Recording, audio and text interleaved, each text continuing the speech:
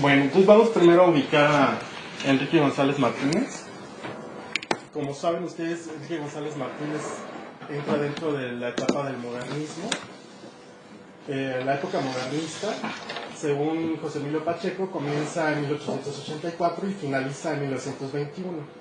Claro que estas fechas que da José Emilio pueden correrse un poco hacia atrás o hacia adelante, ¿no? Para algunos puede ser un poco antes, 1880, ¿no?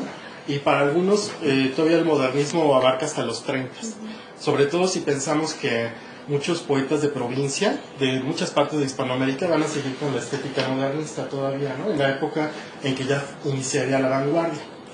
La importancia del modernismo es que significa una renovación de la expresión poética de Hispanoamérica. Es este movimiento continental con el que van a ser reconocidas las letras en español en América. Y bueno, como saben ustedes, encabeza el movimiento Rubén Darío y José Martí, ¿no? En cuanto a la dimensión en México del modernismo, tenemos varios autores muy importantes, como Manuel Gutiérrez Nájera, que nace en 1859 y fallece en 1895, y que para muchos va a ser como el precursor del movimiento, no solamente en México, sino en toda Latinoamérica.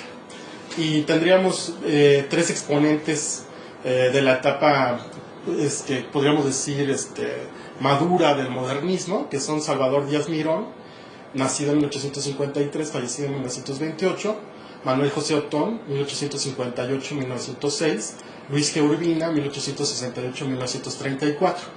Y quizá el que haya sido más reconocido internacionalmente, que es Amado Nervo, nació en 1870 y falleció en 1919.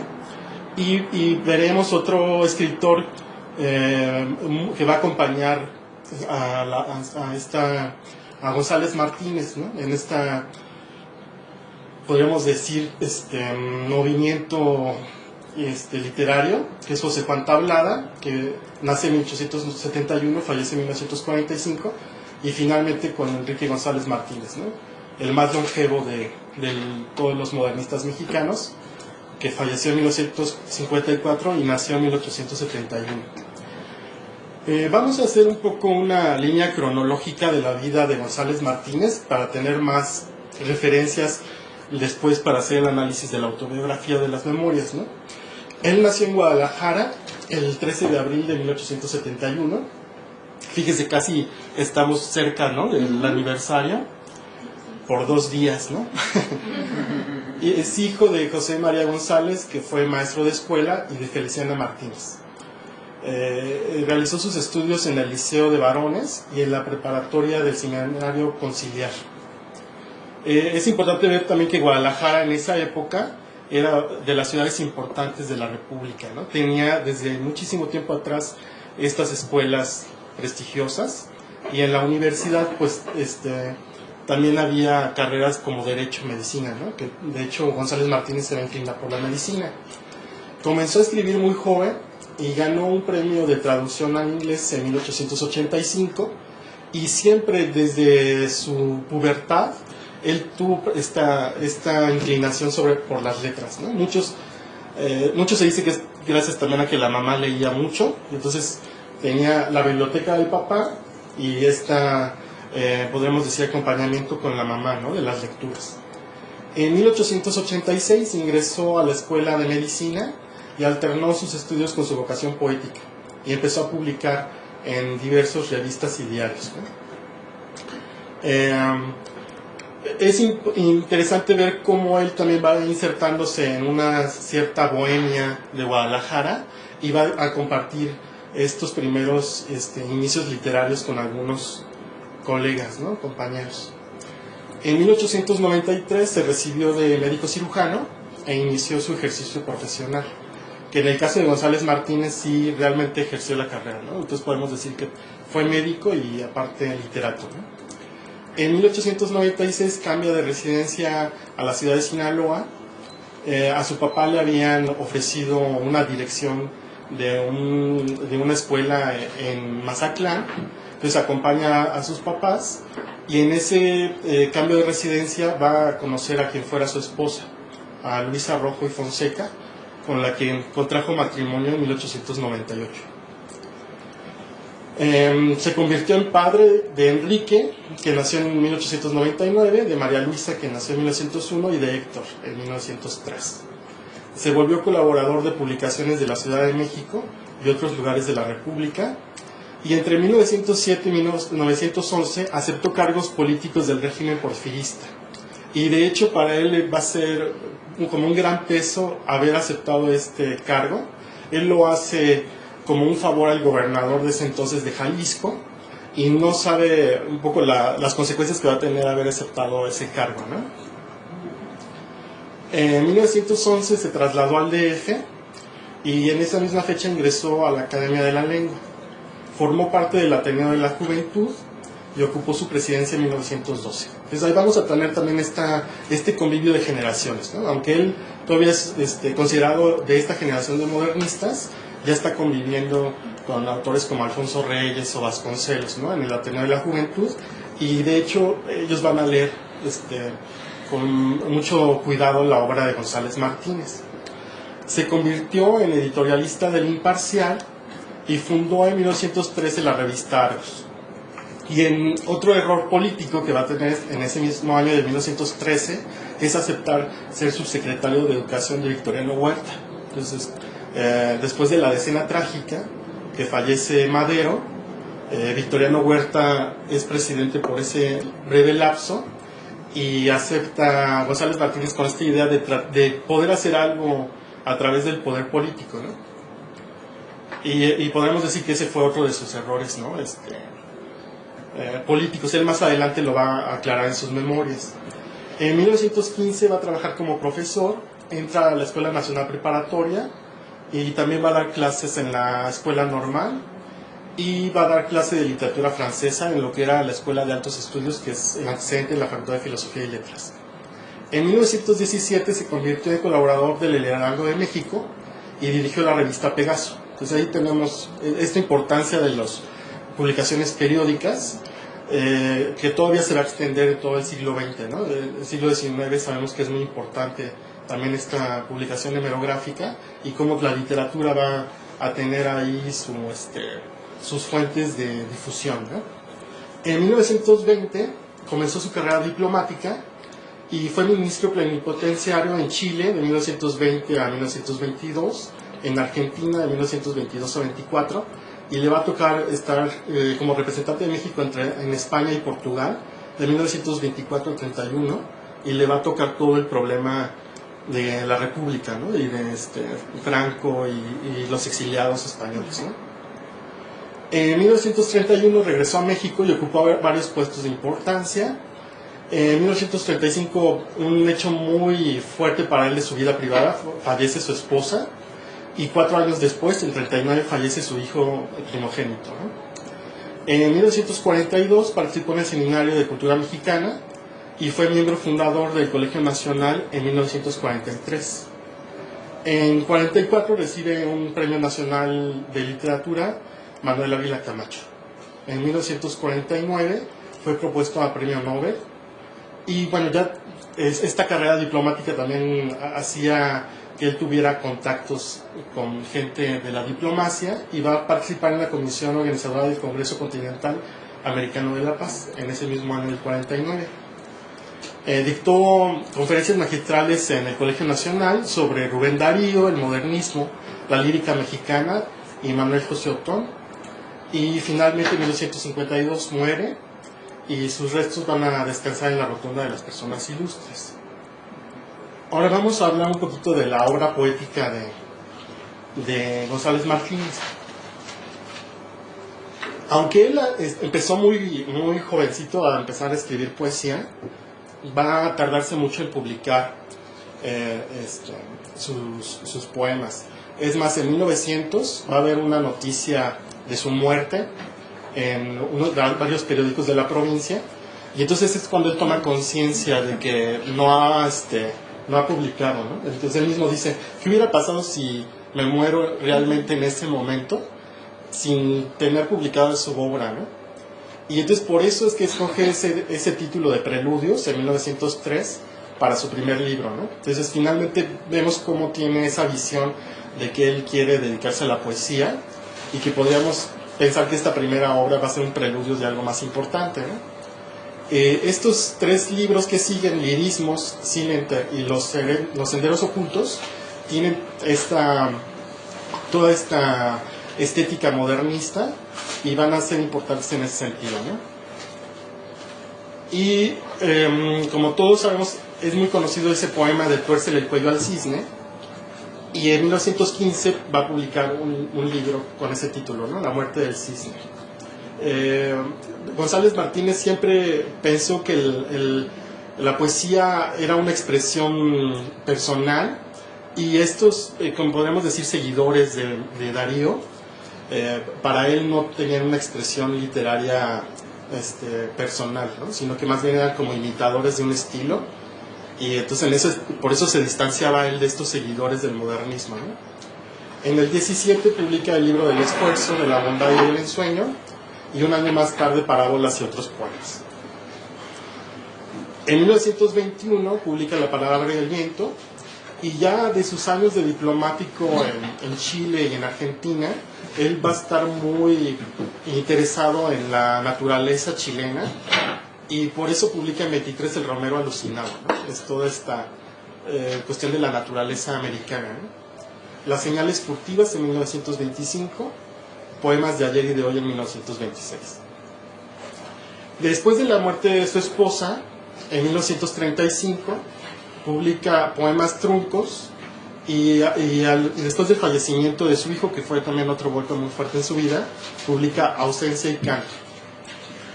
En 38 publica El diluvio de fuego, y va a ser en 1943 cuando la editorial Espasa Calpe va a publicar en su colección austral la antología poética de González Martínez. Ya en ese año podríamos decir que es como su consolidación internacional, ¿no? Con esta antología poética que se va a publicar. En 1945 publica Segundo Despertar y otros poemas, Vilano al viento en 48, Babel del 49, y luego la universidad le va a publicar una edición especial en el 51, que va a tener como título Tuércele el cuello al cisne. Entonces ahí vamos a tener ya esta, decíamos, ¿no? Ya desde el 43 y en el 51 esta consolidación del autor. En el 44 va a publicar su primer libro de memorias, El hombre del búho, Misterio de una vocación, que va a aparecer publicado por Cuadernos Americanos, ¿no? Entonces ya ahí mismo tenemos esta, podríamos decir, proyección internacional que tiene el autor, y esta conciencia de también por qué publicar una autobiografía, y un poco es esta cuestión de trascendencia del personaje, ¿no? En el 51 aparecerá su segundo volumen de memorias, titulado La apacible locura. Ahora, bueno, vamos a hablar un poquito de los rasgos del modernismo hispanoamericano. Hay muchísima bibliografía al respecto, hay trabajos de Iván Schulman, de Gutiérrez Girardot, pero bueno, vamos a recordar algunas palabras de Octavio Paz en Los hijos del mismo, que dice: los hispanoamericanos hemos sido y somos más sensibles a lo que pasa en el mundo que los españoles, menos prisioneros de nuestra tradición y nuestra historia. Ahí lo importante del modernismo va a ser este eclecticismo, de estar recibiendo toda la influencia de la literatura francesa, sobre todo, las lecturas de los parnasianos, de los simbolistas, ¿no? Y entonces va a ser la primera vez en América Latina donde va a haber como una propuesta estética propia, y es un poco esta influencia de todo lo que hay, ¿no? Otra cuestión fundamental del modernismo es esta ubicación de Hispanoamérica en una tradición cultural. Entonces, si bien América fue descubierta por Europa, siempre esta visión de exótico pesaba mucho, ¿no?, en la visión de lo americano. Y me parece que los modernistas lo que van a hacer es este acercamiento a la tradición occidental y esta ubicación de América en el mundo, pero también valorando esta tradición propia, ¿no?, del pasado precolombino, estas culturas ancestrales, ¿no?, que van sobre todo en Perú, en Guatemala, en México, ¿no?, el mundo maya, el mundo de los aztecas, ¿no?, los incas, ¿no? Entonces toda esta valoración de la raíz indígena, pero tener también conciencia de que formamos parte de una tradición grecolatina, y en ese sentido los modernistas van a tener muy bien ubicada de dónde procede todas las raíces culturales de América, ¿no? Y entonces es una propuesta de esta fusión, podríamos decir, de culturas en el mismo territorio hispanoamericano. Y entonces ahí podríamos decir, toda esta asimilación de literatura durante todo el siglo XIX que va a fructificar, ¿no?, en las obras de los modernistas. Luis Castillo Ledón, hablando de estos rasgos del modernismo, dice que son constantes evolucionadores, amantes de todo lo bello, viejo o nuevo, y en una palabra, hijos de nuestra época y de nuestro siglo. Y entonces vamos a ver cómo esta idea de mestizaje, ¿no?, y esta idea de mezclar y de provocar una cultura sincrética es este resultado del modernismo, ¿no?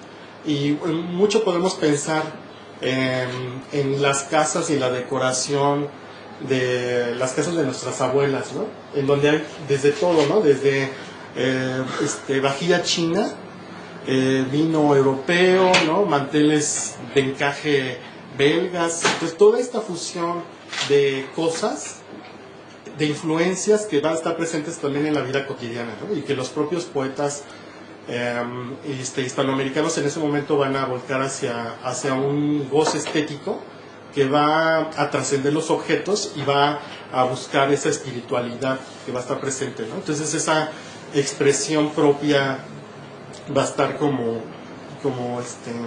va a ser como esta propuesta de este movimiento, ¿no?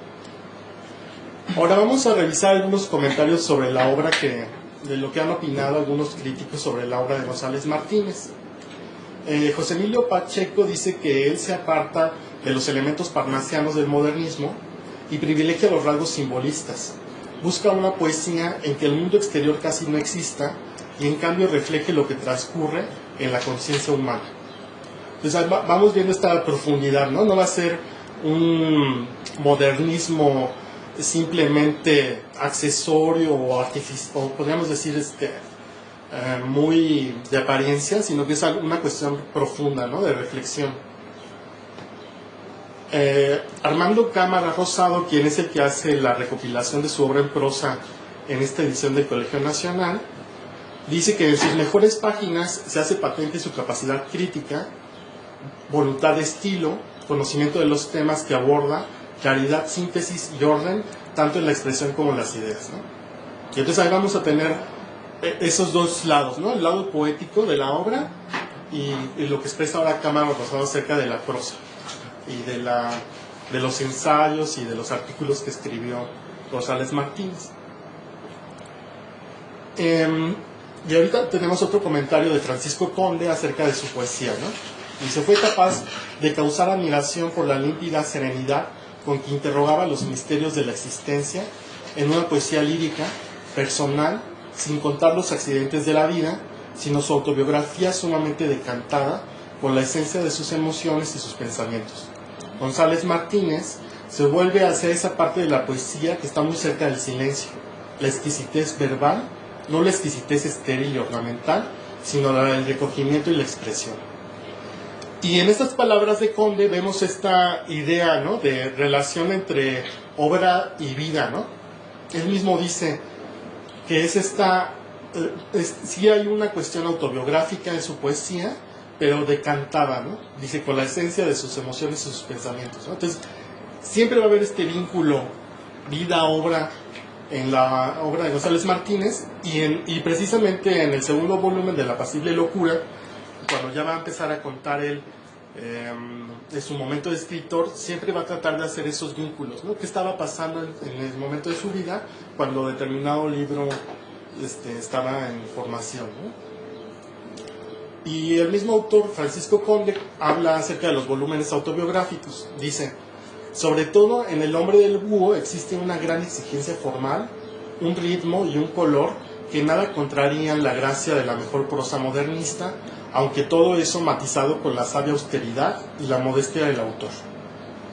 Y sobre el segundo volumen, La apacible locura, dice: tiene un tono un poco distinto, la prosa se vuelve más impaciente, el retrato se da con unas cuantas pinceladas, aunque sigue siendo incisivo y penetrante, enseña su alma, templada en el arte más difícil, vivir. Entonces vemos cómo finalmente sí hay esta visión por parte de González Martínez de esta relación que va a tener sus volúmenes autobiográficos con su obra poética, ¿no? Raimundo Ramos, quien en el 1967 hace una antología de las escrituras autobiográficas mexicanas, tiene un comentario acerca de la escritura de González Martínez. Dice: escribió sin prisas y sin pausas, con la fecundidad de su pluma fácil pero sin prosaísmos, cultivada pero sin pedantería. Fluye la prosa de sus páginas autobiográficas como bálsamo restañador de heridas, que no se detiene en el dolor, sino para purificarlo con la sabiduría del recuerdo. Sabia es la actitud ante la vida y sabio el estilo que la revive. Entonces ahí creo que hay en el estilo de González Martínez todo este dominio de la lengua española que se va a expresar de esa manera, podríamos decir, como un estilo muy diáfano, ¿no? en el momento de su escritura autobiográfica. El mismo Raimundo Ramos hace algunas diferencias entre lo que podría ser la autobiografía y las memorias. Ya hemos hablado aquí un poco de esos momentos que va a tener cada una de las obras. Ahí puede haber momentos más autobiográficos o momentos más memorialísticos en un mismo volumen, ¿no? Y dice Raimundo Ramos: es posible que exista una sutil diferencia entre la memoria y la autobiografía. Es posible que el matiz sea la intensidad del paisaje social sobre el yo como sujeto activo del recuerdo. Las autobiografías son prosa lírica, historia privada si se quiere, o historia de una literatura, idealización del sujeto para amigos y para enemigos, por supuesto, ¿no? Entonces ahí veríamos un poco el peso de lo social, ¿no? Frente a lo individual. Entonces una autobiografía es más una preocupación sobre el yo y esta personalidad y esta exploración que va a llevar a una definición de ese yo, ¿no? Y en cambio en las memorias están más centradas en lo que pasa alrededor, ¿no? O sea que por cuestiones políticas, podríamos pensar, cuestiones culturales, un poco más ubicación de personajes, ¿no?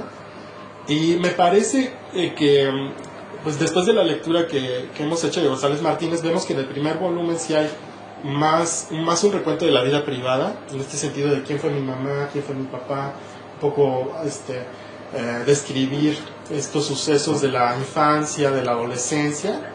Y en el segundo volumen podríamos decir que tiene se inclina más hacia las memorias, ¿no? En ese sentido, a quién conoció, cuál era el ambiente literario en la Ciudad de México, luego qué ocurre en todos estos países donde vivió, ¿no? Aunque él al final dice que hay todavía como posibilidad de escribir más acerca de esta etapa de diplomático que tuvo en varios países, ¿no?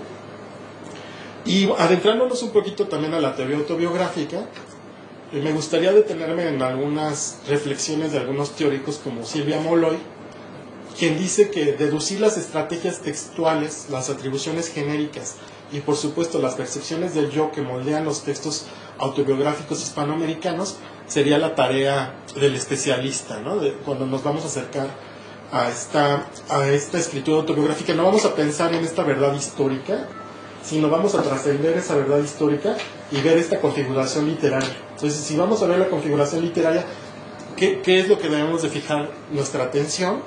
Pues pensar sobre todo en esta estrategia textual, una estrategia narrativa, cómo se va a contar el propio autor. En esa cuestión, esas atribuciones genéricas, ¿no? Hacia dónde, o sea, cuál es la esencia del autobiográfico y fundamentalmente esta percepción del yo que va a tener, o sea, cómo va a proyectar el propio autor este yo público que va a trascender la propia vida, ¿no? Finalmente, si algo no se narra, si algo no se cuenta y si algo no queda en palabra, pues quedaría desdibujado este yo de los escritores, ¿no? Ahora tenemos otra reflexión, ahora de George Bursloff. Él dice que el autor de una autobiografía da a su imagen un tipo de relieve en relación con su entorno, una existencia independiente. Se contempla en su ser y le place ser contemplado, se constituye en testigo de sí mismo y toma a los demás como testigos de lo que su presencia tiene de irreemplazable, ¿no? Y creo que eso va a ser bien importante cuando un escritor va a entrar al ambiente de las letras, ¿no?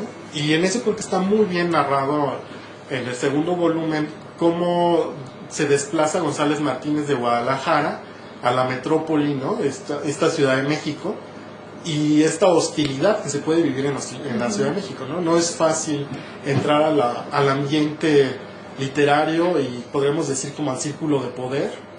En esa época justo Sierra era la figura más importante, y entonces el propio González Martínez va a hablar sobre eso, ¿no? ¿Cómo pudo entrar él a la Academia de la Lengua? ¿Cómo puede o no puede dar clases en algunos lugares? ¿Y cómo va a obtener también los cargos diplomáticos, ¿no? Entonces ahí es un poquito estos niveles que vamos a ver, y estos elementos que se van a presentar en la vida de cualquier persona, pero también que en el momento de ser escritos tenemos como más conciencia, ¿no? de esta ubicación del individuo entre la colectividad y cómo estas decisiones de vida que va tomando van a influir en lo que se es, ¿no? Y en ese sentido, otra vez hablando de esta, podemos decir, verdad histórica, es que George Burnsdorf señala que la recapitulación de lo vivido pretende valer por lo vivido en sí, y sin embargo no revela más que una figura imaginaria. Entonces es esta tensión que vamos a tener siempre entre lo que estamos buscando en unas memorias, en una autobiografía, ¿no? Finalmente lo que va a haber ahí es esta verdad personal y lo que dice él, ¿no? O sea, finalmente cuando nosotros tratamos de recordar, no vamos a tener los hechos de primera mano.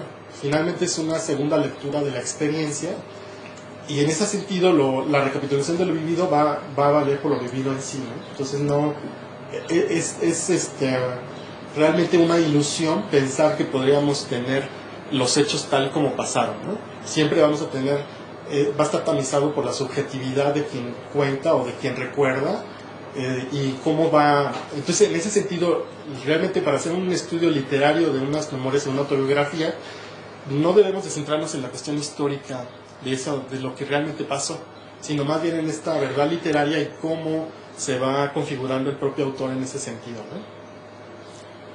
Y en ese sentido, José María Pozuelo y Bancos dice que en realidad la autobiografía tiene este carácter bifronte. Por una parte es un acto de conciencia que construye una identidad, un yo, pero por otra parte es un acto de comunicación, de justificación del yo frente a los otros, los lectores, el público, ¿no? Entonces finalmente es ese sentirse juzgados por los demás, ¿no? Por eso les decía esos dos momentos importantes en la vida de González Martínez, de aceptar un cargo de Porfirio Díaz y luego aceptar ser subsecretario de Victoriano Huerta. Está muy consciente él de que puede ser juzgado por esas tomas de decisión, y puede ser que lo haya movido este justificarse ante los demás y decir, bueno, voy a esclarecer mi toma de decisiones de esta relación con el poder, ¿no? Y bueno, Jean-Philippe Miro dice que lo que importa cuando se emprende el relato de la propia vida es comprender al hombre que se es ahora, juzgándolo con la vara de lo que se hizo, de la manera en que se evolucionó. Entonces es algo que hemos hablado mucho aquí, ¿no? Siempre el presente del autobiógrafo va a ser primordial para cómo va a mover esos recuerdos y cómo los va a recapitular, ¿no? Entonces en ese sentido una preocupación presente puede estar reflejada en esa recuperación del pasado, ¿no? Y bueno, una reflexión que me parece muy importante de Ángel Loureiro, que dice que al pretender articular mundo, yo y texto, la autobiografía no puede ignorar el acoso creciente a que están siendo sometidos conceptos como historia, poder, sujeto, esencia, representación, referencialidad y expresividad. Y bueno, tomando el ejemplo de González Martínez, me gustaría ir viendo estos elementos, ¿no? La historia, pues ver cómo la vida personal y cómo se relacionó González Martínez, podríamos decir, con los personajes históricos, con los políticos, y cómo va insertando su toma de decisiones individual con este gran, podríamos decir, acontecer nacional, ¿no? Entonces él está consciente, y eso es lo interesante finalmente también en las memorias, ¿no? Cómo en ese momento de la toma de decisiones él no está consciente que va a haber una revolución después y que va a ser derrocado Porfirio Díaz. Pero en ese año de 1907, en esa decisión de decir quiero tomar este cargo político, ¿no?, finalmente lo toma, ¿no? Entonces esa cuestión de la historia también podríamos decir está como muy cuestionada, ¿no? En ese sentido de cómo se narra, desde qué lado se narra la historia. Tenemos que tener también muy presente el momento de escritura y de publicación de las obras de las memorias de González Martínez, que es en esa época del milagro mexicano, en los años 40, principio de los 50, donde está toda esa efervescencia del PRI y donde empieza a haber como una bonanza económica que se va a cristalizar sobre todo en los años 50, ¿no?, con la urbanización de la Ciudad de México. Y entonces finalmente es como, podríamos pensar que es una respuesta a este presente que va a tener él en esta efervescencia de la revolución ya institucionalizada, y esta justificación de él de decir, ¿por qué tomé yo esas decisiones?, ¿no? Y en el siguiente es muy relacionado, ¿no?, de esta cuestión del poder y de la política, ¿no? Es decir, ¿cómo se va a relacionar él con la gente que tiene el poder? Y esos son como muchas capas, ¿no?, podríamos decir. O sea, desde entrar en las instituciones, ser fundador del Colegio Nacional, todo eso tiene que ver con círculos de poder intelectual, ¿no? Es decir, ¿qué significa que él entre a la Academia de la Lengua, ¿no?, y este prestigio que va a tener su obra? El mismo hecho de ser premiado con un Premio Nacional de Literatura es toda esta relación que va a tener el individuo, ¿no?, con el poder. Y en ese otro ámbito que señala Loureiro, la cuestión del sujeto y la construcción del sujeto, que tiene que ver mucho con algo que se estudia muy frecuentemente en las autobiografías, que es la idea de la identidad. Entonces, ¿cómo se conforma un sujeto? Y cómo va presentándose el sujeto en las mismas narraciones de sus memorias. Yo les decía que González Martínez tiene esta conciencia de ser un buen ciudadano, ¿no? ¿Y qué es para ser un buen ciudadano? Hay esta idea también muy de la vida privada, que es ser un buen hijo, un buen esposo, ¿no? Y entonces ese sentido del deber ser me parece que está como presente en las memorias, ¿no? Entonces este yo público que va a expresarse en este buen comportamiento de un buen ser ciudadano, ¿no? Luego otro conflicto es esta idea de la esencia, ¿no?, que les decía yo, entre sujeto, identidad. ¿Qué es lo que le da la esencia a la persona? ¿Y cómo va a construir esa esencia el escritor? Entonces ahí es donde vamos viendo como todo un conjunto de cuestiones como valores, ¿no? A veces tiene que ver con la religión, ¿no? A veces tiene que ver con esos códigos sociales de comportamiento, ¿no? Y ya donde entramos en la cuestión de la escritura es en esta cuestión de representación, ¿no? O sea, ¿cómo voy a representar o cómo se va a conformar este personaje en las memorias? Y de esta cuestión de representación y de configuración literaria va muy unido con la cuestión de la referencialidad, ¿no? Es decir, si algo distingue a la escritura autobiográfica con la novela o con el cuento, que también son narrativa, es este problema de la referencialidad. El individuo que escribe sus memorias y su autobiografía siempre va a tener este ligue o este vínculo con lo que pasó en realidad, o con estos hechos o aconteceres. No tiene la libertad, como en el caso del novelista o del cuentista, que es una cuestión de ficción y que se puede inventar cualquier cosa, ¿no? Y lo veíamos mucho en el caso de José Vasconcelos, ¿no? Lo interesante del Ulises criollo lo da también las vivencias de Vasconcelos, de la persona, ¿no? Entonces, en esa cuestión de la referencialidad no se pueden inventar hechos, ¿no? Porque finalmente sí está, podríamos decir, los datos históricos con los que puede cotejar el autor de la vida del personaje. Entonces, en el caso de González Martínez no puede inventarse cargos, o no puede negar que él fue prefecto de esta región en Sinaloa cuando estaba Porfirio Díaz en el poder, o que aceptó, o que fue subsecretario de Educación en la época de Victoriano Huerta, ¿no? Son hechos que él no puede negar. Entonces, en ese sentido, la referencialidad de lo narrado y los hechos es algo que va a estar muy presente en la escritura autobiográfica. Y algo que señala Loureiro, esta cuestión de la expresividad, que tiene que ver mucho también con el estilo, y es lo que le va a dar como marca y huella propia a las autobiografías de las memorias, ¿no? Finalmente cómo hace este ejercicio literario de expresión.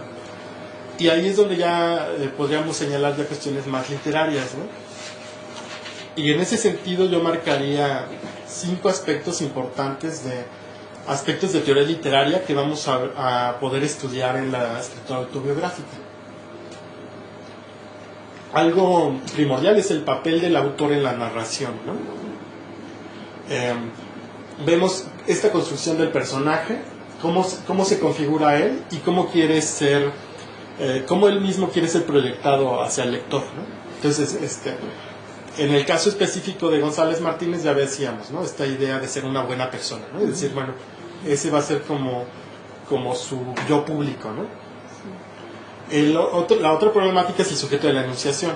Y entonces, cómo la mayor parte de la narrativa autobiográfica va a ser en primera persona. Eso no impide que haya alguien que pueda hacer una narración en tercera persona de sí mismo, ¿no? Pero por lo regular siempre el autor va a escoger el yo, ¿no? La primera persona. Algo que ya habíamos discutido aquí, que es el vínculo entre lo narrado y lo real, ¿no? Que es lo que realmente es específico de la escritura autobiográfica. Y podríamos decir, ¿no? Que es un poquito cuando se hace historia, siempre está el peso del archivo y de los documentos al momento de narrar algo histórico, pero en el caso de la autobiografía, pues son todas estas vivencias personales que tiene el autor y que ahí no le podemos discutir, sobre todo cuando son los recuerdos familiares. Pues ahí dime, no le podemos tener como testigos aparte del autor de lo que ocurrió, pero sí en estas cuestiones nacionales que decíamos, ¿no? En esta cuestión de la política, ahí sí tenemos como esa posibilidad de cotejar entre lo que nos está narrando el escritor y lo que realmente aconteció, ¿no? Y algo también que se va a ver muy preciso en memorias y autobiografías son las circunstancias sociales en la literatura. Entonces, cómo va a determinar ciertos aspectos arbitrarios de la propia existencia, ¿no? Como el haber nacido en Guadalajara, el haber vivido en Sinaloa, ¿no? Entonces, todas estas circunstancias personales que también van a reflejar una cuestión social, ¿no? De cómo está organizado un país o cómo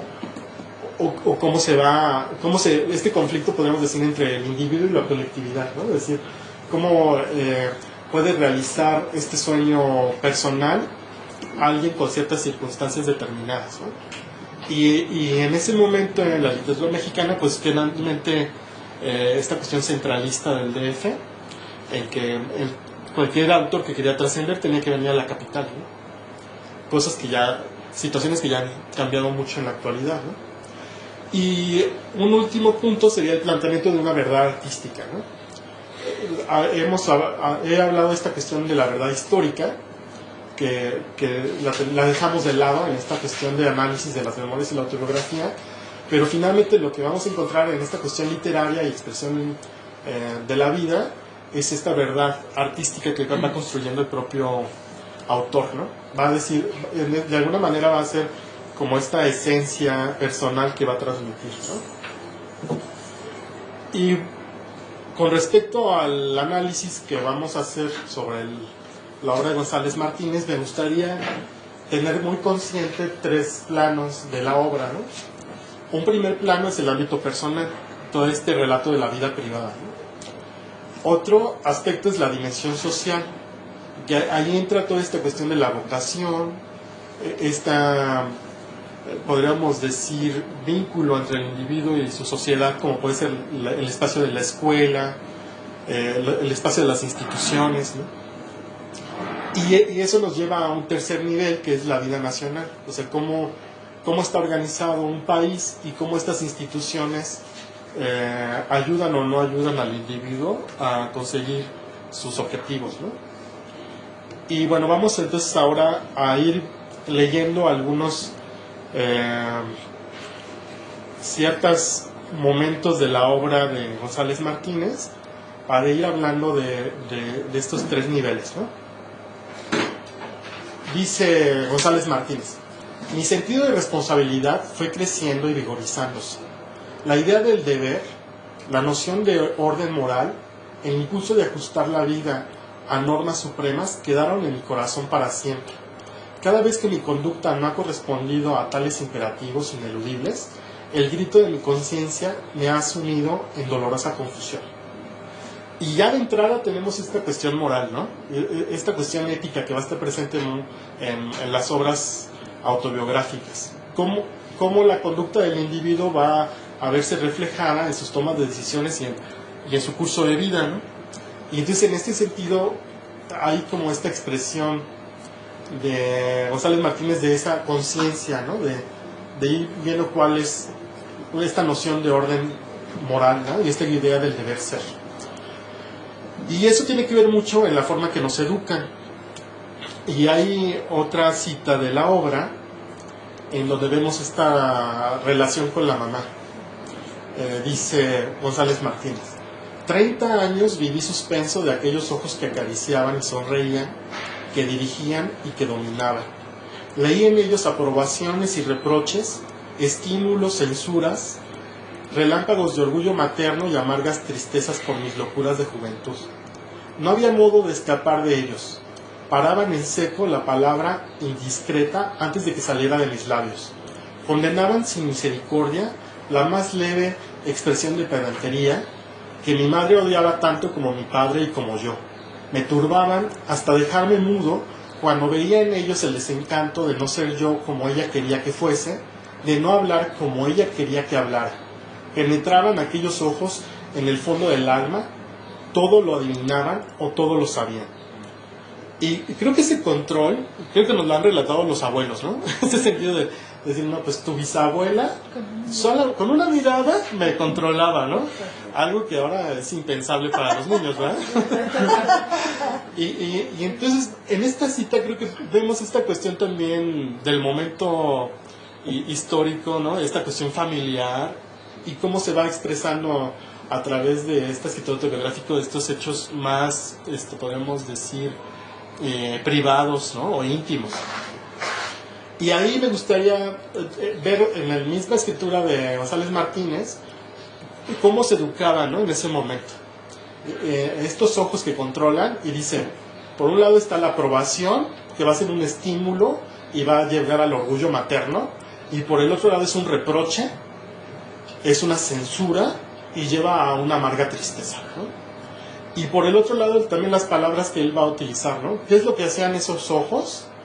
Pues no se podía escapar de ellos, paraban en seco, ¿no? Cualquier conducta que no fuera aprobada por la madre, condenaban sin misericordia, turbaban, ¿no? Y luego penetraban, ¿no? Entonces ese sentido de esta figura de autoridad con que podían criar a los hijos, ¿no? Entonces es ese aspecto familiar que va expresando el propio González Martínez. Y acerca del papá, entonces por un lado tenemos esta presencia de la madre, y el papá, su mamá se murió en 1904, entonces ya desde muy jovencito, ¿no? Fue huérfano de madre.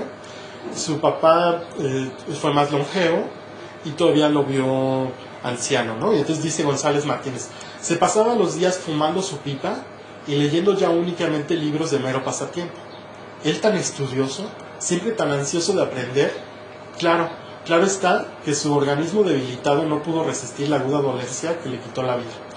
Pero ya vemos esta parte de la vejez, ¿no? Entonces cómo tiene estas líneas para describir a su padre cuando ya está viejo, ¿no? Y otra presencia en este ámbito personal sería la esposa, ¿no?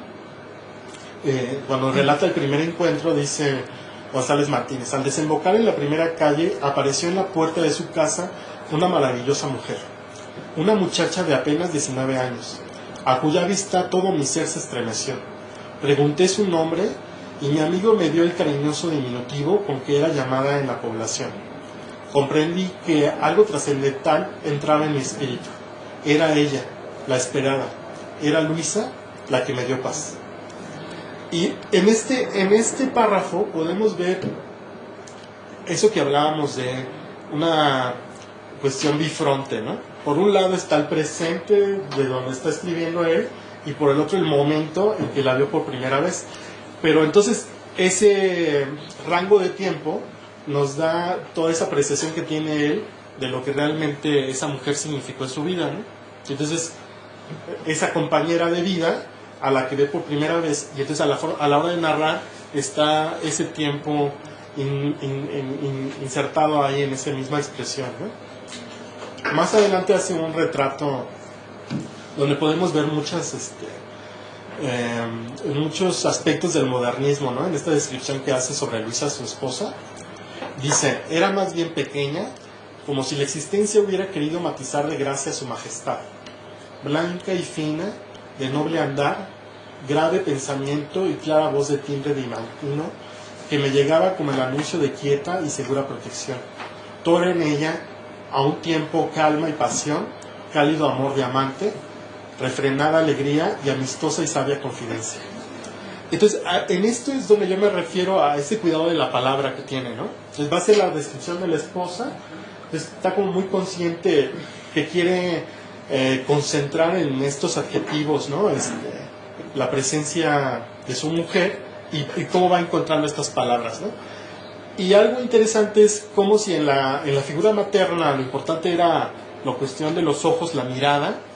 En el caso de Luisa es la voz, ¿no? Y esta sinestesia de decir timbre diamantino, algo que es luminoso. Entonces, cómo esta voz luminosa finalmente va a ser su compañera de vida, ¿no? Entonces, y lo importante también, que sale un poco de lo trillado de la presencia femenina de la época, ¿no? Porque aquí finalmente le está dando voz, ¿no? Es decir, si algo valoraba en la compañía de su mujer era su voz, ¿no? Su presencia, lo que ella podía decirle, ¿no? Y finalmente es lo que le va a golpear cuando muere la mujer, ¿no? No tener esa compañía y esa voz que lo podía guiar, ¿no? Y otra, sigue hablando de la esposa, dice: en el centro de mi existencia reconstruida estaba la mujer adorable que durante 37 años se mantuvo pegada a mi corazón, abierta a ella de par en par, sin más secreto que el enigma profundo que pone y pondrá siempre dique a la identificación perfecta de las almas, a la fusión absoluta en que el yo se halla en trance de desaparecer. Y ya es esta forma de expresar el amor, ¿no? Es decir, toda esta parte íntima del escritor, cómo va a ser manifestada, ¿no? Y ya luego podríamos decir que hay momentos en cualquier escritura autobiográfica, sobre todo en los diarios, hay más esta cuestión de filosofía de vida, ¿no? Que va a estar también expresada en las memorias y en las autobiografías, y son como estos pensamientos de decir, bueno, que también cuando leemos este tipo de libros es lo que queremos encontrar, ¿no? Como esta vivencia transmitida. Entonces, ¿cómo podemos nosotros vivir también con estos consejos que nos pueden dar en esta misma escritura, ¿no? Y en ese sentido, González Martínez habla sobre la felicidad. Dice que la felicidad, como la salud, pasa inadvertida a nuestro lado hasta que algún secreto desdichado la quebranta.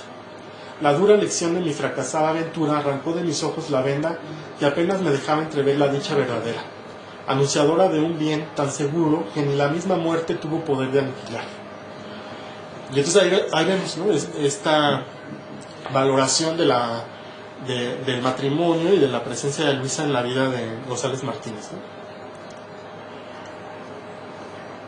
Y en este ejercicio de recordar y de rememorar, dice González Martínez: no puedo tan siquiera recordar cómo era yo cuando escribí tal o cual poema. Todo cambia y todo se renueva en el arte y en la vida. Entonces, finalmente, uno no puede mantenerse siendo el mismo siempre, ¿no? Entonces, esta cuestión de cambio, de transformación individual, pues se da uno cuenta mucho más cuando uno trata de hacer estos ejercicios de recuperación de los momentos, ¿no?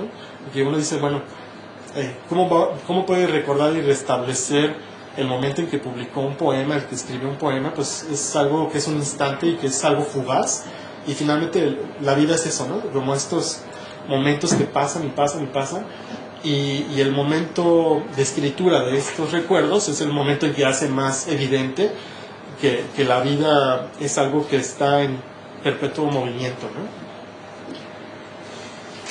Ahora, esto es en cuanto a la vida, el ámbito personal, ¿no? Ahora vamos a entrar a la cuestión del ámbito social. Yo creo que para cualquier humano el momento más trascendental cuando uno ya va a entrar en sociedad es la escuela, porque es cuando uno va a convivir con otro tipo de niños, se da cuenta uno de que hay otras familias, estas diferencias, ¿no? Las diferencias sociales, ¿no? Entonces fíjense cómo cuando habla de la escuela recupera, dice, la malquerencia de dos maestros de la escuela, el maestro de mínimos y el maestro de mayores, y este último envidiaba al primero. Y entonces dice, ¿qué es lo que envidiaba? González Martínez nos dice, bueno, envidiaba su raza blanca, su familia bien emparentada, su natural despejo de inteligencia y de modales, su facilidad notoria para mover influencias que habrían de serle algún día favorables, hasta su frente grande y bella. Y creo que ahí tenemos un conflicto racial, ¿no? Que está expresado así, muy evidente, ¿no? Esta raza blanca de alguien bien, de una situación acomodada, y de otro profesor que no ha tenido esa fortuna y que ha tenido que vencer obstáculos, ¿no? En esa sociedad que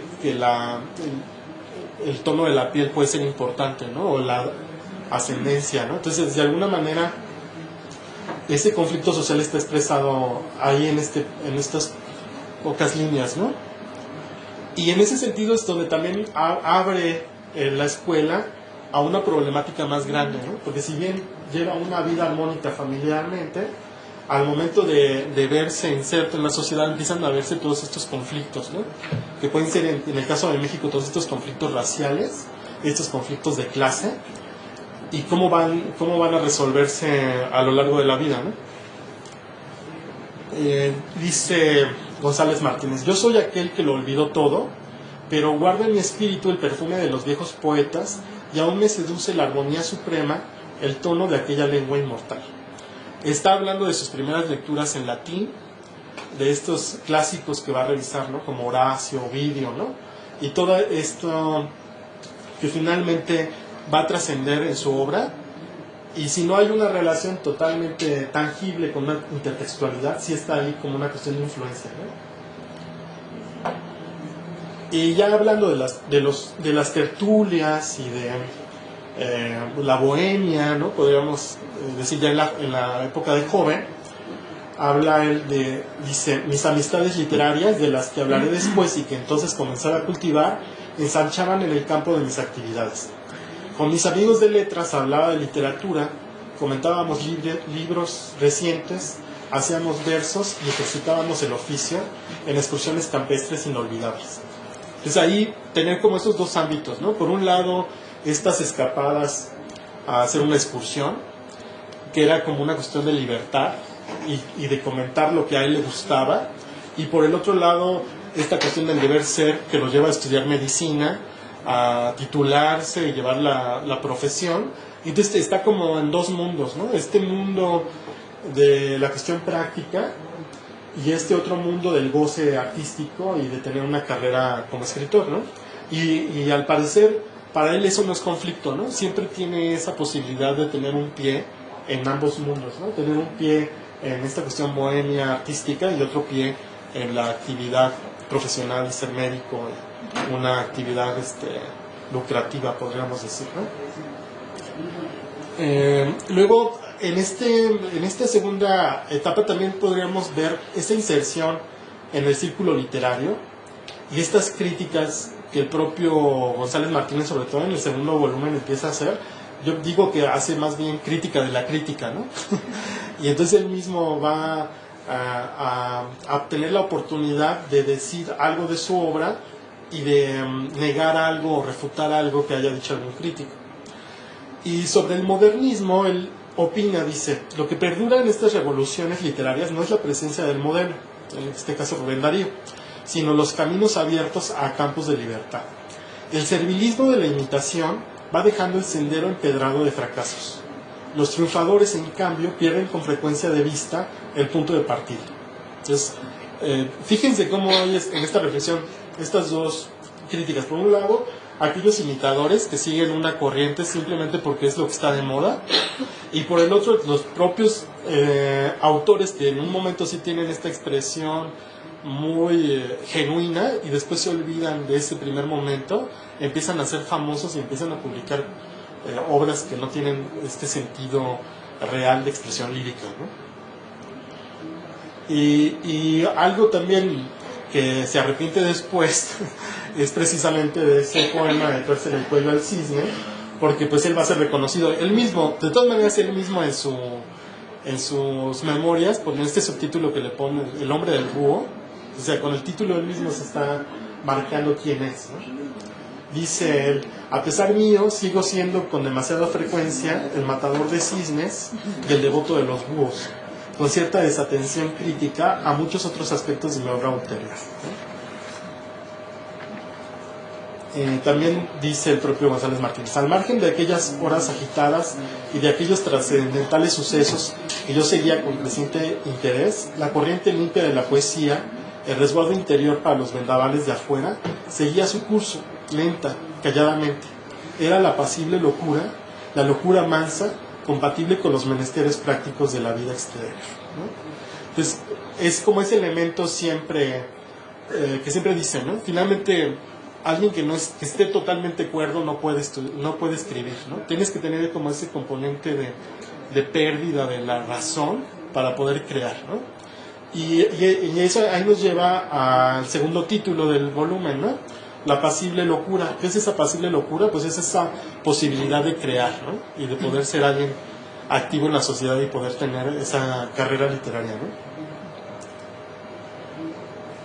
Aquí está ese momento que les decía, en 1900, un momento muy importante para González Martínez, porque va a ser el momento en que va a decidir que tiene que empezar a publicar su obra, y que a pesar de tener estos poemas dispersos en algunos periódicos, él tenía que ya tener esta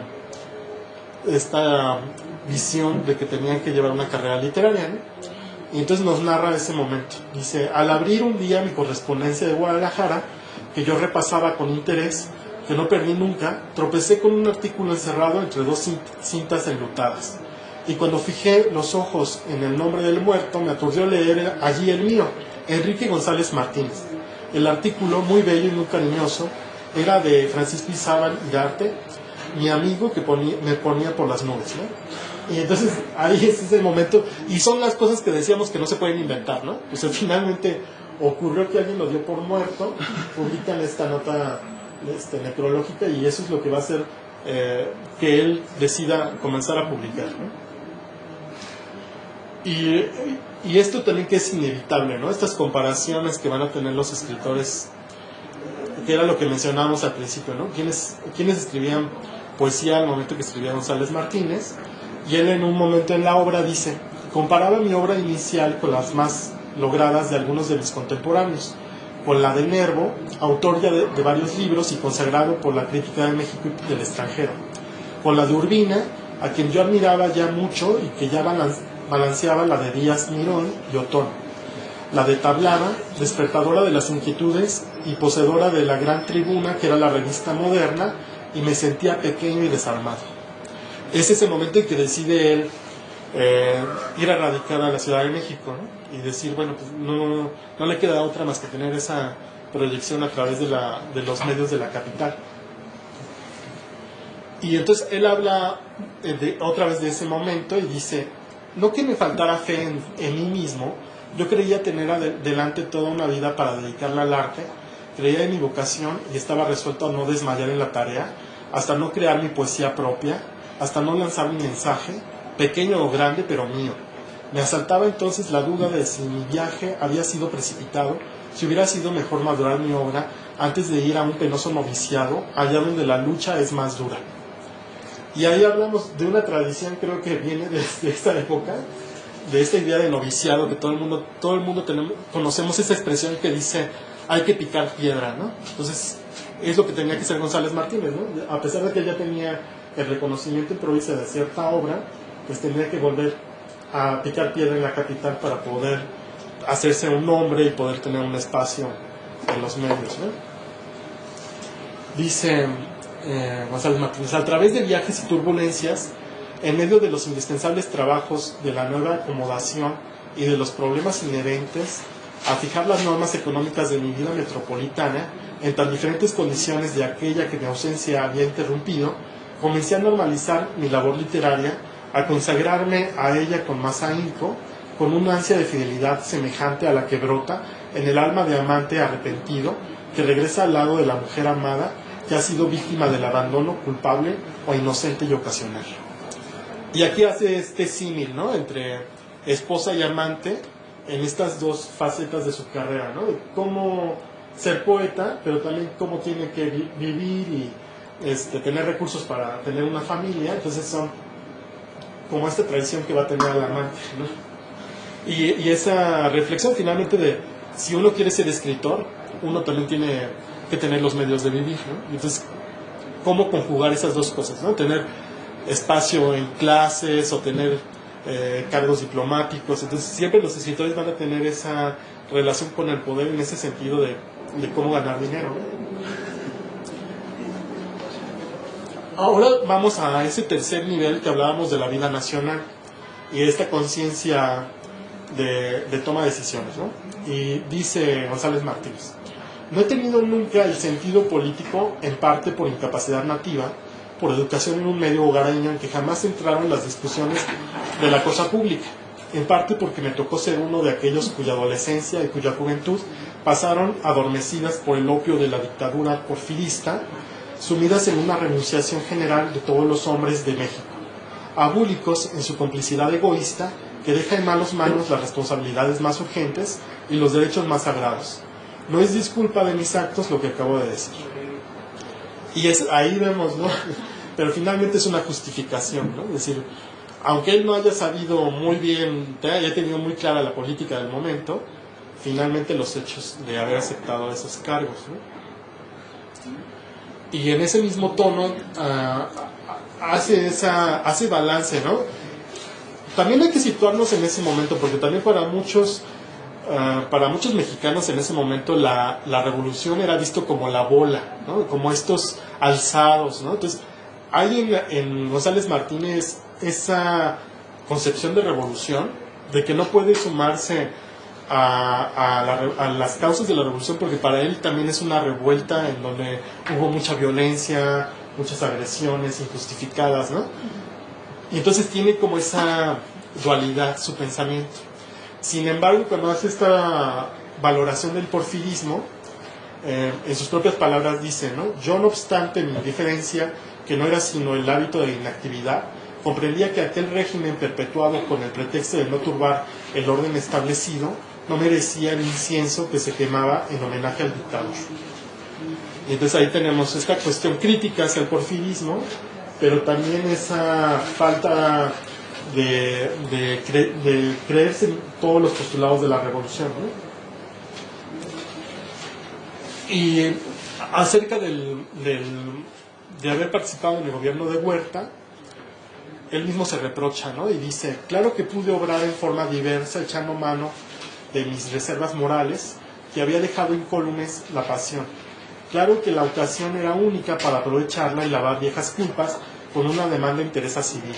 Pero no lo hice, y 100 días de grave culpa no han podido borrarse con 40 años de sincera contrición. Entonces ahí tenemos, ¿no? Finalmente yo pienso que González Martínez, al momento de valorar su vida, pensaba que eso había manchado su trayectoria, ¿no? Y entonces por 100 días, no importa que pasen 40 años, la gente no olvida que él haya tomado esa postura, ¿no?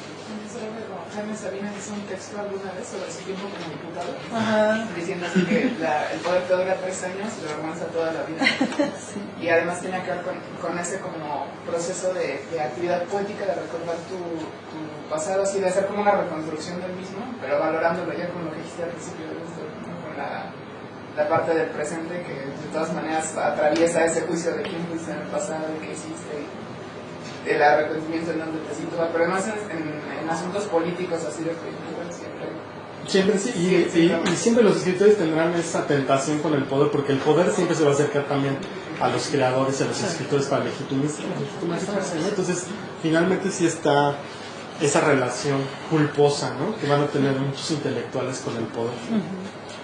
Pues las mismas celebraciones de Octavio Paz ahora, ¿no? O sea, siempre está ese cuestionamiento de decir, bueno, ¿cuál fue la relación con el poder? Y pareciera que siempre tiene que ser crítico, ¿no?, del poder. No hay otra posición para el intelectual más que ser crítico, ¿no? Y en ese mismo sentido dice, empecatado y contrito, sin poder hacer clara demostración de arrepentimiento, continué con la tesora laboriosidad mi obra lírica. Mis libros me ayudaban apenas a malvivir, pero me limpiaban el alma de tormentas. Y bueno, ya hablando de ese momento, cuando llega a vivir a la Ciudad de México, dice, sentí el contraste entre la capital enorme y egoísta y el pueblo pequeño y dulce que me colmó de alegrías durante tantos años, y que aún después del dolor me brindaba alivio y consuelos. Mi decisión estaba tomada. Y creo que este sentimiento de la capital lo hemos escuchado en muchísimos autores, de muchas personas, inclusive a lo mejor en sus papás, si eran de provincia y vinieron a vivir en los años 50, hay esta idea siempre del egoísmo y de la enormidad, esta cuestión enorme, ¿no?, de la ciudad, y que uno se siente muy pequeño, ¿no? Entonces esa cuestión de la urbe y lo que hace con sus habitantes, ¿no? Y también habla de la Ciudad de México, pero también habla de Guadalajara. Y dice, Guadalajara era en aquellos años una ciudad limpia, sencilla y clara, con un provincialismo del mejor tono y con un ambiente de cultura digno de su historia y de su abolengo. Muy celosa de sus glorias, muy orgullosa de sus instintos universitarios, muy segura de mantener el centro de la cultura en el occidente de la República. Y entonces siempre Guadalajara como un contrapeso a la Ciudad de México y como un espacio finalmente urbano en la provincia, ¿no? Y cuando hace un resumen de su parte diplomática, él está como muy consciente de cuál es el papel de un embajador, ¿no? Y en ese sentido hace una síntesis de estos cargos y dice, un deber oficial de una obligatoria propaganda mexicana, la vida protocolaria entre fiestas y ceremonias oficiales, donde la conversación es frívola y las amistades a flor de piel. Y los rutinarios trabajos de la oficina no eran estímulo espiritual para la poesía. Me tocó en suerte pasar en Sudamérica y en Europa momentos difíciles de mi patria que era preciso defender y explicar, y esto quedaba al margen de los versos. En cambio, aquel ir y venir viajero me permitió ir almacenando experiencias y emociones para más tarde. Entonces, en ese momento de los cargos diplomáticos, pues tiene que dejar la parte creativa a un lado, pero finalmente después retomará pues estas posibilidades de ver otros espacios, ¿no?, ver otros países. Y ya cuando hace él una reflexión acerca de las memorias, él tiene como cierto recelo de que lo que está escribiendo no es totalmente un proyecto autobiográfico. Entonces piensa él que son como unos apuntes que está escribiendo, ¿no? Y él mismo expresa. Estas notas inconexas responden al carácter de un libro que no es autobiográfico, ni cuaderno de memorias o de íntimas confesiones, sino consignación reminiscente de una vida al mandato de una vocación, notas al vuelo de un viaje espiritual en que desfilan seres y cosas que pudieron influir en una carrera lírica, unas veces acumulando o sorteando obstáculos, otras aprovechando o desdeñando estímulos.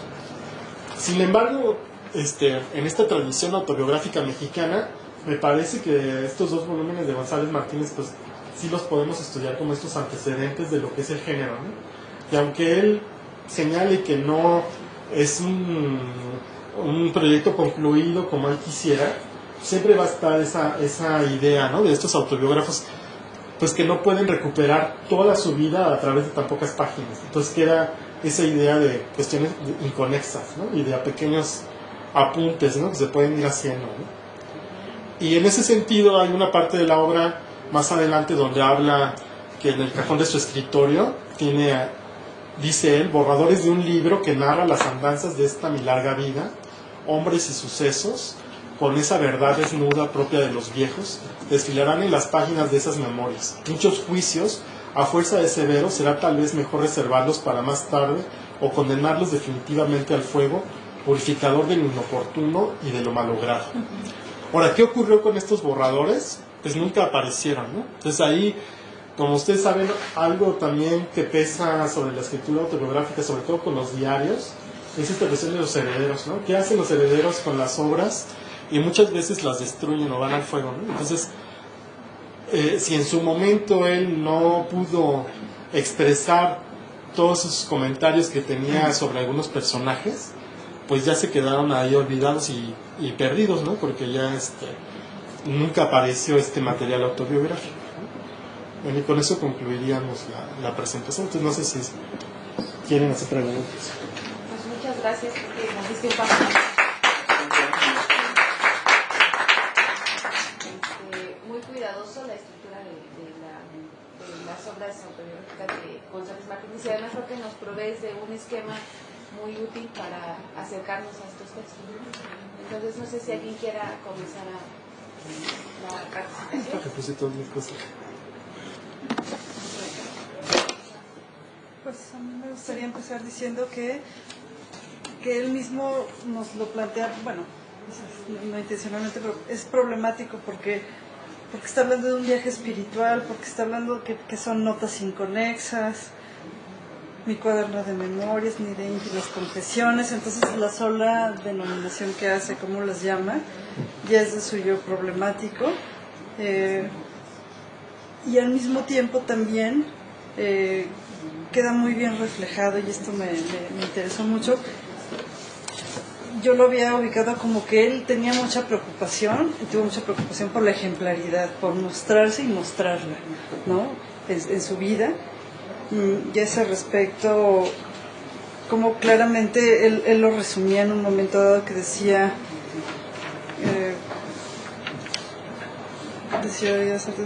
¿para qué pedir más? ¿No era aquello la envidiable norma de una vida ejemplar?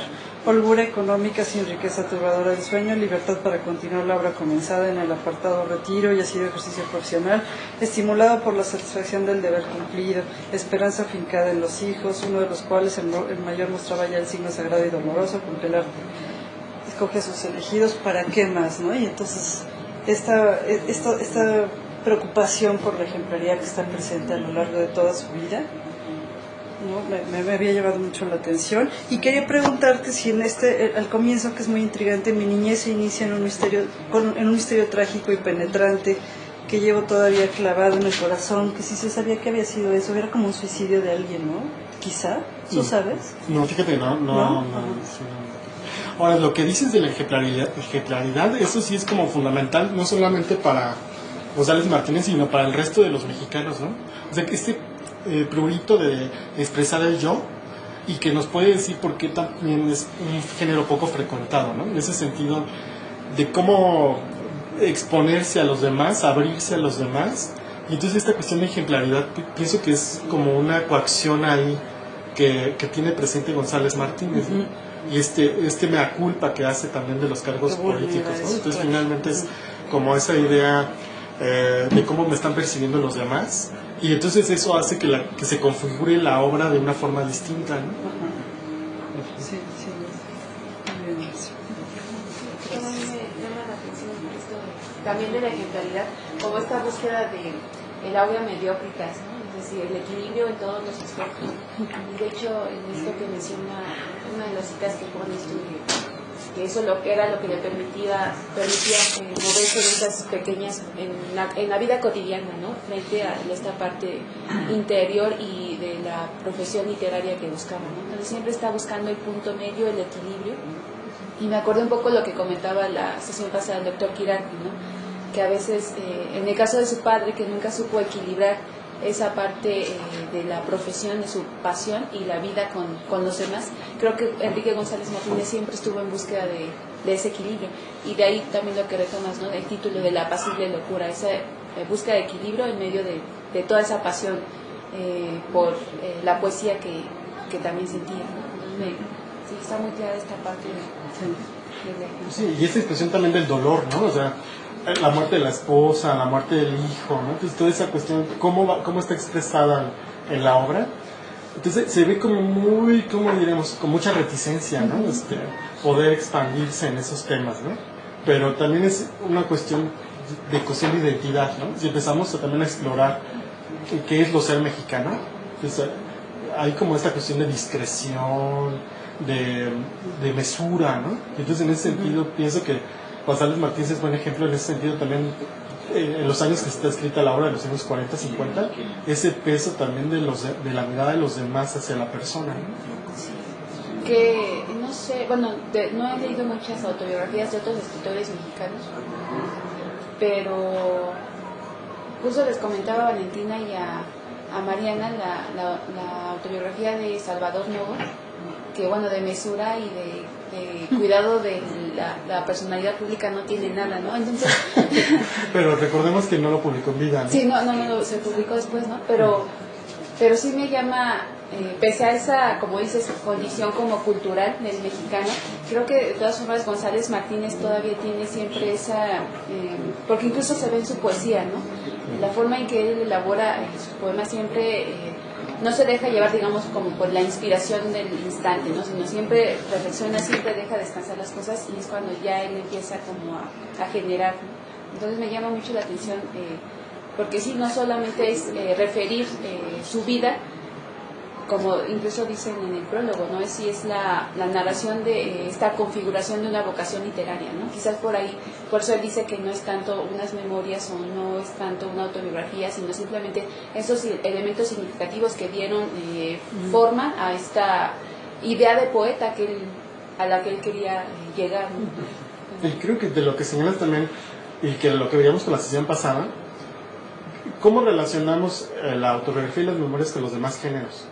Y que eso también ha sido conflicto, ¿no? Es decir, pues, puede hacerse poesía, se puede hacer en ensayo, y por lo general siempre se hace en narrativa, ¿no? Entonces vemos esta cuestión de narración, de las experiencias y de las vivencias, y entonces como lectores queremos buscar eso en la autobiografía y en las memorias, ¿no? Sí, pero aquí también me llama la atención porque él incluso incorpora poemas, ¿no? Bueno, versos de sus poemas. Entonces siempre va a estar haciendo esta relación entre la vida y, bueno, me acordé que escribí estos versos y los pone, ¿no? Entonces siempre está como muy ligado a Sí, eso. y ahí está lo que decía Francisco Conde, esta cuestión de en su poesía ver esta autobiografía decantada.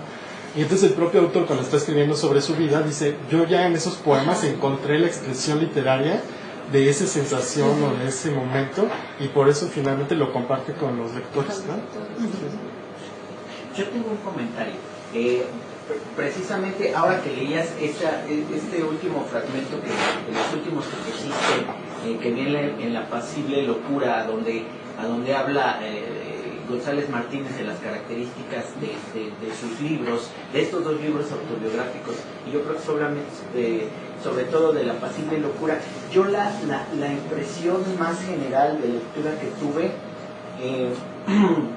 es un poco lo contrario. A mí no me parece, por ejemplo, sobre todo El hombre del búho, no me parece unas notas inconexas. Digo, quizá queda un poco más, ya la estructura misma de la segunda parte, creo que sí es muy diferente de la primera, ¿no? Ya, obedece a otras motivaciones probablemente, pero la primera, todo lo contrario. A mí me parece que es un ejemplo muy claro de una escritura autobiográfica, memorialística por un lado y por otro autobiográfica, porque hay una construcción muy clara desde sus genealogías, la construcción del padre en un capítulo, la construcción de la madre y la construcción de las situaciones que van moldeando su ideología, su parte, su vida artística. Entonces, a mí me parece que es una escritura muy clara en ese sentido, que tenía muy claro que quería escribir. Ya en la segunda probablemente podría tomarse más esta parte, ¿no? Pero la primera me parece incluso una parte ejemplar de donde podemos encontrar lo que tú ya mencionaste, ¿no? Y decía yo, esta parte que en partes también, digo, sabemos que la tipología ensayo está siempre presente en la escritura autobiográfica, por eso a veces ni siquiera es necesario mencionarla, pero son las memorias y la autobiografía porque esa construcción del yo a mí me queda muy clara, como primero se construye esta figura del yo que habla, del yo poeta, González Martínez, que está escribiendo sus memorias a partir de lo que es sus genealogías, ¿no? Sus orígenes. Entonces, por eso me hacía un poco de no estoy tan de acuerdo con González Martínez, que diga él mismo. en su Sí, de hecho, pienso también que para cualquier autobiógrafo es mucho más sencillo narrar sus primeros años, pues narrar la infancia, la adolescencia, la juventud, y ahí, ¿no? Pero ya cuando empiezan de la juventud a la madurez, es cuando empieza lo más difícil, aunque es lo más cercano, pero a la vez como que puede uno idealizar más la infancia, la adolescencia, y tener como esta visión un poco más conectada y más concisa de lo la que fue. ¿no? Sí, puede ser. Sí. Y después empieza como todo el conflicto con el poder y con cuestiones que a lo mejor él no quiere contar cierto momento de su vida, o que no quiere esclarecer totalmente cómo fue, o no puede dar, como él mismo dice, los nombres de algunas personas porque aún están vivas, no puede hablar mal de fulano, sutano, ¿no? Entonces ahí es donde empieza más la autocensura, ¿no? Yo pienso, es decir, de esto y de esto no se puede hablar, y que esto que está él refiriéndose es como esa idea de decir, bueno, a lo mejor le hubiera gustado entrar con más sinceridad a ciertos aspectos, pero no puede en ese momento porque le causaría muchos conflictos, ¿no? No, sobre todo la figura de la que nos hablaste, ya en los años 40, bueno, ya era fundador del Colegio Nacional, Sí. había tenido un número de cargos y tenía un prestigio académico, ¿no? Entonces, un académico hablando de intimidades, pues es poco probable, ¿no? Sobre todo lo creo que probablemente en Francia sí lo haya, o los ingleses, que de repente a uno que otro es un poco más, pero en México pues sí hay más, todavía está lo que alguna vez hablábamos, ¿no? Creo que lo mencionaba la doctora Blanca sobre la propia Margot Glantz, ¿no? Que a pesar de la sinceridad que uno siente, por ejemplo, en las genealogías de ella, siempre hay una autocensura, ¿no? O sea, si escojo pasajes de mi vida, pero ciertos pasajes de mi vida, ¿no? Y eso está. Y ahí está como la contención, ¿no? Del propio autor al momento de hacer su ejercicio autobiográfico. Y yo creo que a lo mejor es esa expresión de decir, porque él mismo dice, ¿no? Dice, muchos juicios a fuerza de ser severos será tal vez mejor reservarlos para más tarde, Sí, claro. o condenarlos definitivamente al fuego, purificador de lo inapartible y malogrado. Entonces, en ese Exactamente. sentido, decir, el lector esté consciente también de mis límites, ¿no? De Claro. sí, hasta dónde puede llegar, ¿no? Sí, porque fuera del ejemplo que ponía Dulce de Novo, que bueno, es conocidísimo, porque precisamente se sale de esa institucionalidad que muchas veces rodea nuestros textos memorialísticos y autobiográficos, ¿no? Yo siempre creo que desafortunadamente, no, porque a veces, no nada más por querer enterarme de intimidades, sino que probablemente hay una cercanía todavía más con la presencia, ¿no? Una esencia un poco más clara que se construye, lo que vemos en la poesía, ¿no? Porque en la poesía yo creo que tan difícilmente se pueden ocultar cosas, ¿no? Digo, otra es la lectura, otra es la lectura que se le da, pero creo que ahí puede bien, aunque también haya manera de disfrazarlo, expresarse un poco más directamente, aunque lo esconde precisamente la versificación y la forma misma de cómo leemos un poema. Yo ahorita que hablabas de lo de la infancia y que es mucho más fácil idealizarla y así, pues no sé, como que más bien como que la parte de la infancia siento que muchas veces sirve como para formar símbolos que después se conviertan como en una especie de guía de lectura, ¿no? O sea, pienso por ejemplo en las de Vasconcelos, que también las anécdotas que cuenta de su infancia alrededor de cómo era su padre y cómo era su madre se vuelven así como ejes para cómo va a vivir o intentar vivir toda su vida, ¿no? Cuando según ayuda a construir como la casa esa, etcétera, y como que ahí es Vasconcelos constructor, ¿no? Que será el constructor, el gran constructor que será toda su vida, ¿no? Y pues también aquí, ¿no? siento, bueno, también obviamente porque hemos estado leyendo autobiografías de escritores, pero siempre también hay como la idea de la literatura y de la figura del escritor se configura en gran medida ahí, ¿no? Y tiene que ver con los padres. Se me hace muy curioso que, por ejemplo, en el caso de Gonzalo Martínez, sean los dos los que lo inducen a la lectura, ¿no? Siendo que muchas veces la madre, aunque puede tener influencia espiritual o lo que sea, como en Vasconcelos o así, pues no tiene gran influencia en leer, ¿no? Pues muchas mamás no se dedican a la lectura, ¿no? Y González Martínez cuenta cómo su mamá leía vorazmente, ¿no? Así como casi, o sea, ella era muy mesurada para todo, pero para eso de la lectura no, entonces se me hace como que ahí también se configura como una forma de leer, etcétera, que es transmitida a partir de los padres, ¿no? Entonces se me hace muy Sí, eso sí, como conformación de la persona, ¿no? Sino, quiénes fueron los progenitores, ¿no? Y razonar, ¿no? Ese misterio de la vocación que se titula es finalmente porque tuvo como esas condiciones, ¿no? Que le hicieron a él poder apreciar las letras desde una edad muy temprana. Claro, porque fue una persona privilegiada porque sus papás, los dos eran maestros, entonces tenía muy buen estatus social. Y él, cuando dice que llegó a México, Amado Nervo le advirtió: ten cuidado con el que cuesta mucho trabajo para que te acepten todas las demás. Sí, él advirtió. Entonces, para que te validen eso, o sea, como siempre, ¿no? ¿Quién dice que él realmente es escritor? ¿Quién te valida eso?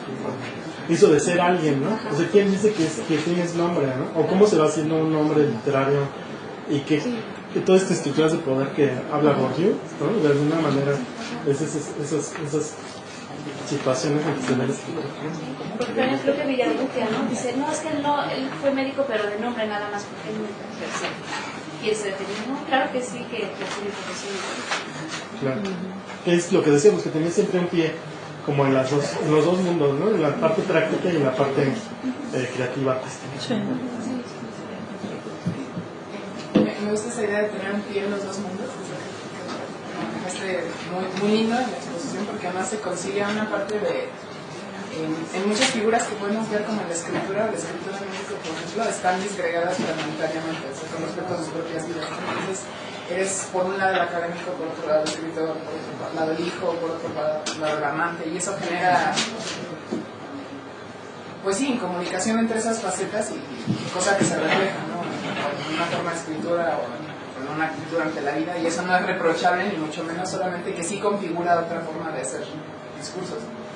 Y entonces con González Martínez yo tenía la impresión de dos cosas, de que por un lado, como lo que decía Dulce también, la noción de restablecer el equilibrio tiene que ver, creo yo, no tanto con una cosa de arbitrariedad para medir a los otros, como para medirse a sí mismo en el afán de equilibrarse por esta cosa de ser un ser humano íntegro e integral en todos los sentidos. Yo personalmente, con respecto al ritmo de vida actual, siento que el equilibrio es algo que está hondamente subestimado, ¿no? O sea, como que es mal visto ser una persona equilibrada, sobre todo en un ambiente de bohemia y de letras y todo, porque si vives con equilibrio, o sea, qué aburrido, no tiene un significado hondo el asunto de la armonía en sus facetas, porque en el fondo hay una cosa de como valentía vital o de congruencia con todas estas otras partes disgregadas, que es una discusión de otro orden, pero mi relación con eso. Entonces creo que esta cosa del equilibrio en las dos partes de la memoria tiene que ver con una búsqueda personal de integrarse a sí mismo como un sujeto que tiene un rostro definido, de que eso se va no sé, reflejando o escribiendo al paso de los años, pero creo que hay otra maniobra que se me hace muy interesante, de un poco lo que decía Sergio, de es más fácil hablar de tus recuerdos de infancia y de juventud, y de repente llega un momento en la madurez en que en general en varias autobiografías ya mientras más cerca estás de tu momento actual de enunciación, más difícil se hace describirlo, ¿no? Entonces tengo la impresión de que tenemos como lectores y como escritores y como gente de letras, digamos, muy marcada la influencia de la literatura en nuestra forma de contar la vida. Entonces, como que narramos nuestra propia vida, también cuando la meditamos con nosotros mismos, nuestros compañeros, con un poco la estructura, no sé, de novelas de caballería, de cosas así, en la que vas pasando como por ciertos estadías que puedo reconocer claramente. Se me revela como héroe trágico de mi propia vida, la hipnosis tal que me sublima hacia tal estado. Y eso está bien, es parte de lo que nos configura como trayendo a nuestra vida cotidiana lo que somos. Pero entonces es muy interesante que pasan todos estadios así claves, y de repente, cuando estás más cerca del momento actual del día, que creo que fue un poco lo que le pasó a González Martínez, ya no hay un referente así propiamente de qué sigue o sea, ya no hay como una regla para seguir enunciando tu propia vida. Entonces llegas como hasta la madurez y ya ahora sabes que eres un sujeto libre que tiene que manejarse a sí mismo con esa filosofía de vida. ¿Y ahora qué? O sea, ya no hay un alguien que te dé un referente literario o un referente histórico de cómo seguir contando el propio rumbo de tu vida. Entonces ahí viene la parte de la lógica estética tuya para configurarte a ti como un autor y como un escritor y como un alguien que ahora tiene la responsabilidad de, con todo ese enorme referente de lecturas y experiencias, enfrentarse a sí mismo. Entonces yo siento que por ahí va el asunto de que sean tan materialmente distintas, ¿no? Las dos partes de sus memorias o de su autobiografía como colinas intergéneras, y que tiene que ver también con esa discusión de él de cómo ser una persona íntegra. Y yo creo que también algo que vemos cuando estudiamos esto de autobiografías es estas percepciones de lo humano, ¿no? Entonces, ciertos conceptos que en algunas épocas se privilegian, como esta idea de el hombre de una sola pieza, ¿no? Pues, ¿qué es un hombre de una sola pieza? Pues eso como inamovible, ¿no? De ser buen hijo, buen padre, buen ciudadano, ¿no? Y bueno en todo, ¿no? Y después de los 60, 70, yo creo que hay esa idea más fragmentaria del ser, ¿no? Entonces que hay más una liberación de estas ataduras, ¿no? De la cuestión ética de las personas. Sin embargo, yo lo que veo también ahora, 2014, bien como muchos valores conservadores que han regresado, ¿no? Y otra vez están esas ataduras del pecado, de la religión, ¿no? Entonces dice uno, bueno, de los valores, no se lo ve uno mucho con la literatura infantil, que sí, hay muchos lectores que los padres no leen, pero sí quieren que lean los niños. ¿Y qué quieren que encuentren los niños en sus lecturas? Valores. ¿Y qué son esos valores? Pues cuestiones muy conservadoras, de una visión muy conservadora de la vida, ¿no? Y entonces ahí empieza uno a ver las contradicciones, ¿no? ¿Por qué, si hubo toda esta liberación en los años 60, 70, por qué la humanidad vuelve otra vez a valorarse en ese sentido más conservador, ¿no? De estos equilibrios o estas contenciones que el mismo humano se va imponiendo, ¿no? Sería como trasladar también una categoría que en realidad es de teoría literaria y latinoamericana. O sea, Carmen Popular tiene esta cosa de que América Latina está atravesada de muchas tensiones, ¿no? Y que es un poco antinatural invisibilizar esas tensiones que tienen que ver con las diversidades. Entonces, yo creo que funciona también para las vidas humanas en términos de que por más que hagas un recuento histórico literario de tu propia vida o de la vida de alguien más, invisibilizar esas tensiones de lo que te configuran como quien eres, fuera de lo antipedagógico, es como poco natural, ¿no? O sea, es como no reconocer esa parte de que sí, somos seres humanos escandalosamente diversos en todo lo que nos conforma, y el asunto entonces tiene que ver con cómo te enuncias a ti mismo con todas esas pequeñas piezas o grandes piezas de lo que te hacen ser primero. Y sí, digo, aparte está esta cosa contextual de cómo asume cada quien el ritmo, de qué tan conservador o qué tan libertario y en qué medida estableces tu propio límite.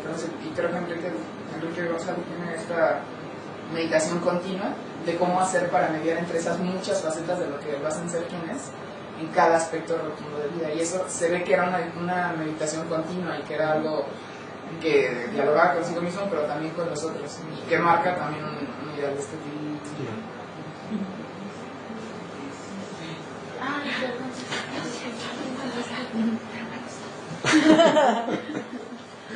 A mí me llamó también mucho la atención bueno, es que en el inicio menciona que, bueno, las razones por las que se decidió escribirlas, ¿no?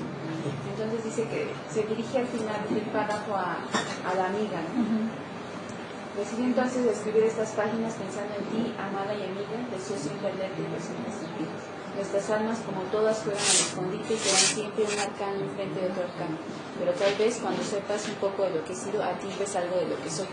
Entonces me llama la atención la presencia de como lector implícito, bueno, como que va muy focalizado, ¿no?, a esta idea de la vida, y no sé si sea realmente como un referente real, o sea, como un recurso, ¿no?, que emplea el propio Enrique González Martínez, ¿no?, tener como, plantear desde el principio a quién va dirigida estas notas, ¿no?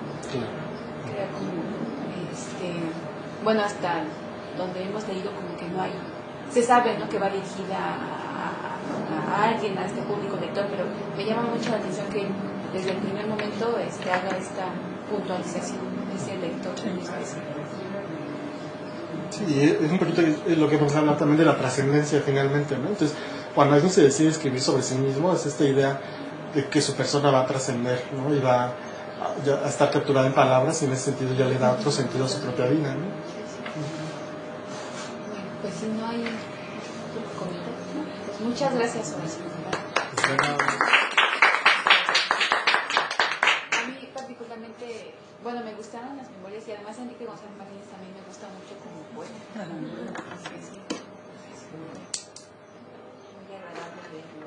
Sí, a mí me gustó el estilo, desde lo que disfruta uno más, ¿no? Sí, es muy Está tan bien escrita que uno le da gusto seguir leyendo y leyendo y leyendo. Es bonito que le guste. Sí, Es un buen criterio para leer. Sí, porque luego puede ver que te haga pesado, entonces sí y gracias en verdad por la exposición. Creo que es que sí das como un esquema muy claro para poder acercarse a los textos. A veces creo que entramos como sin mucho orden, y lo que tú nos propones como que aclara muchas cosas. De hecho, yo tuve oportunidad de presentar esto en ponencia, en Sonora. Entonces, creo que eso es como una buena recomendación para las ponencias de uno que van a escribirse aquí. Es de tener como muy presente cuál es la idea central, y de esta idea central, que en este caso fue estos 3 ámbitos, entonces decir, ¿cómo voy a organizar yo mi lectura? Porque no puedo hablar de todo, ¿no? Entonces, de lo que voy a hablar, ¿cómo le doy coherencia? Entonces, creo que eso es como importante. Bueno, ya de todas formas mandaré el correo. Dalia nos va a hacer el favor, ya que ella está trabajando para su tesis de licenciatura en los diarios